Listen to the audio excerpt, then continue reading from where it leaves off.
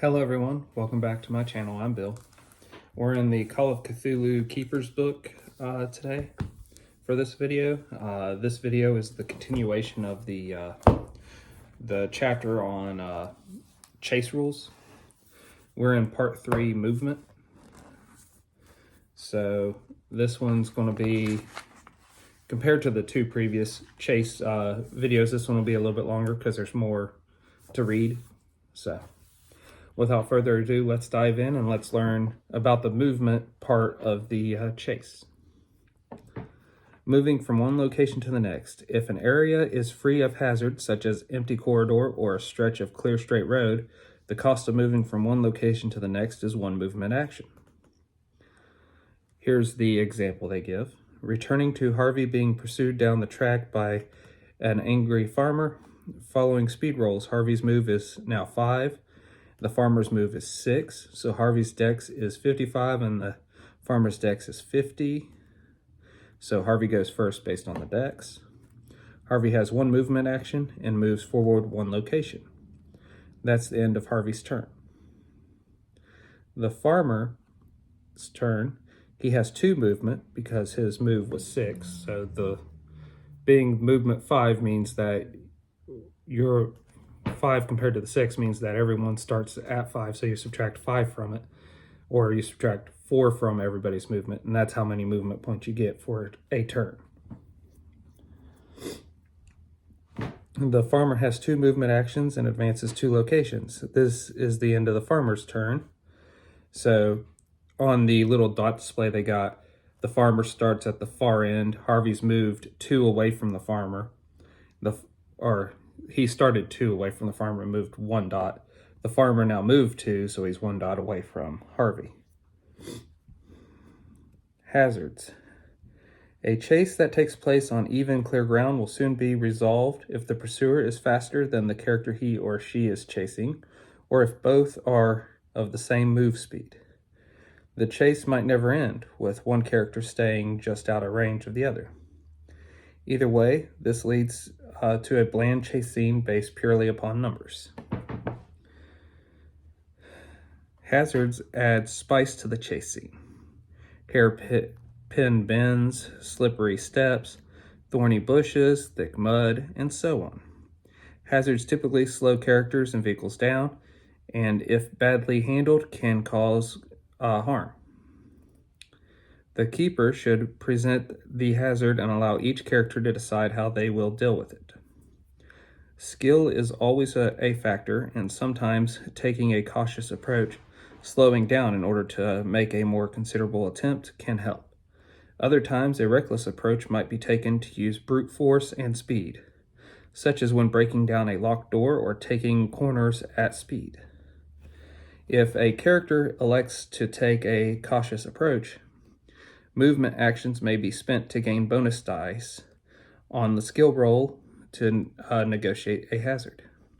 1 movement action buys 1 bonus die. 2 movement actions buys 2 bonus die. And 2 is the maximum bonus dice you can get. If the skill roll is successful, the character or vehicle is not further delayed or damaged by the hazard and is free to move on. If the skill roll to negotiate a hazard is failed, the keeper should decide if damage is inflicted on the character or vehicle and how much. And use the table for other forms of damage as a guide for the damage to the character, or the table for vehicular collisions for damage to the vehicle. Failing to negotiate an obstacle or take damage is also likely to slow the character or vehicle down. Roll 1d3 for a number of lost movement actions. Notice how a hazard is written in the space between 2 dots. The dots represent the location on either side of the hazard. Thus, in the example nearby, the area labeled mud is a hazard for those traveling from one location to the next. After negotiating a hazard, a character should move onto the next location, whether they pass or failed the skill roll. So, back to the farmer chasing Harvey, there is, right in front of Harvey's location, there's a mud between 2 dots. Harvey's at the first stop before the mud, and then so he now has to negotiate the mud, so he has to make a skill check or whatnot to get across it, and then the farmer would have to do the same when he gets there. And that could burn rounds if, say, Harvey succeeds and the farmer doesn't. That could burn time and allow Harvey to gain momentum of getting away. Then again, it could slow him down and the farmer could catch up easier. So, skills and hazards. The keeper will specify a skill or choice of skills that can be used to negotiate a hazard, along with difficulty level.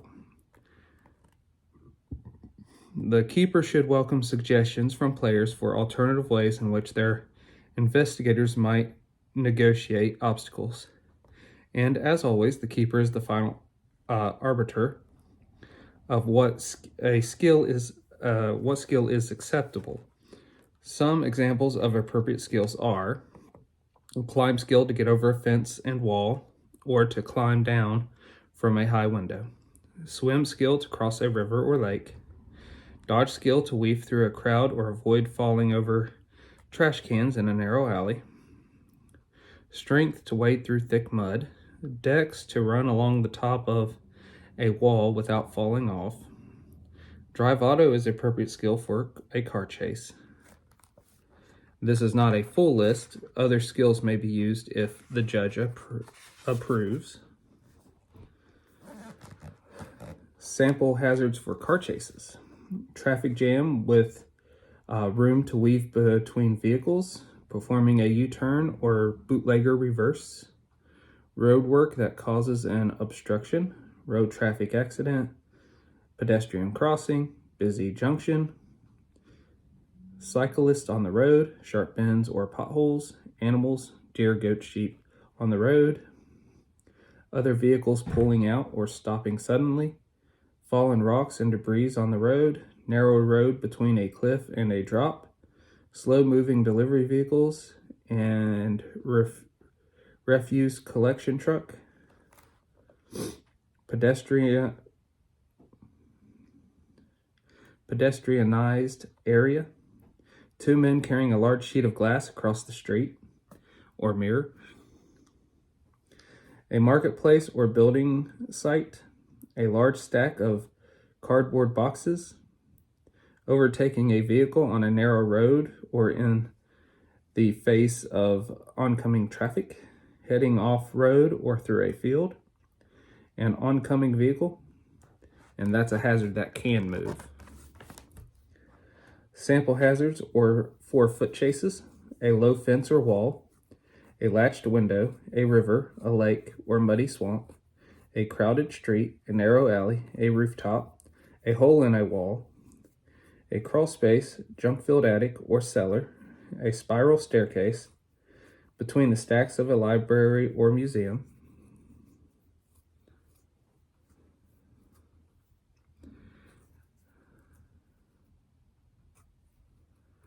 Now, barriers. Barriers block progress until they have been successfully negotiated or removed.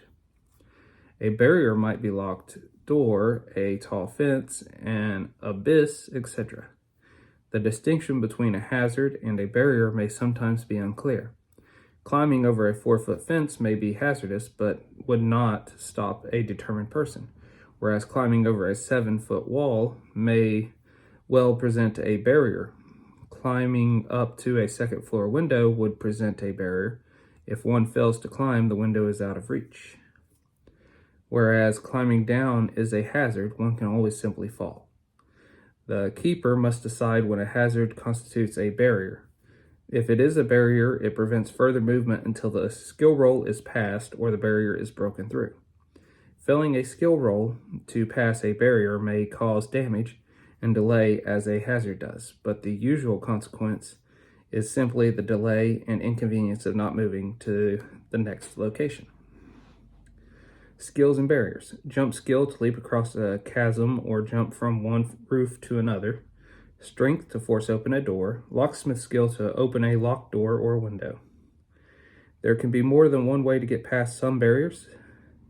A locked door might be picked or smashed. Equally, some characters might seek to climb over a fence, while others might simply smash their way through.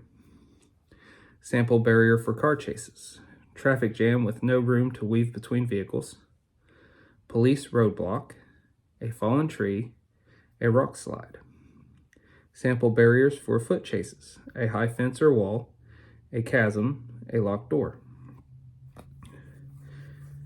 Breaking down barriers.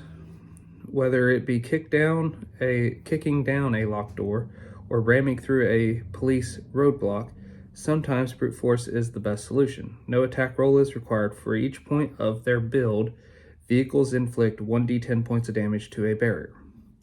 Vehicles are assumed to be traveling at high speed when attempting to break through a barrier. Therefore, if a vehicle attacks a barrier and fails to destroy it, the vehicle is wrecked.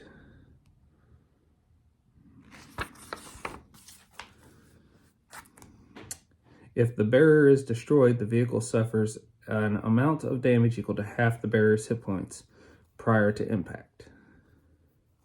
When the barrier is reduced to 0 hit points, it is no longer a barrier. The debris that result from smashing a barrier may present a hazard to those that follow afterwards. Sample barriers and hit points. Internal door or thin wooden fence, 5 hit points. Standard back door, 10 hit points. Strong domestic external door, 15 hit points.